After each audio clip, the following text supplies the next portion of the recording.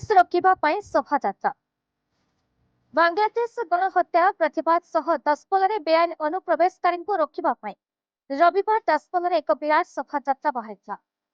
स्थानीय त्रिनाथ बजार निकटस्थ स्वामी विवेकानंदଙ୍କ प्रतिमूर्ति ठारू ଏହି शोभायात्रा बाहरी नगर परिक्रमा करी महावीर मंदिर पर्यंत जाइछा।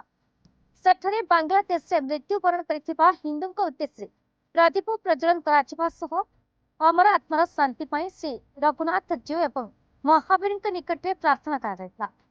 शोभायात्रा जीवा रास्तार दसपल्ला थाना सदस्य मैंने एक दाबीपत्र थानार आईआईसी मुकेश कुमार बेहेरा को प्रदान कर दसपल्ला अंचल शताधिक जनसाधारण सामिल हुए।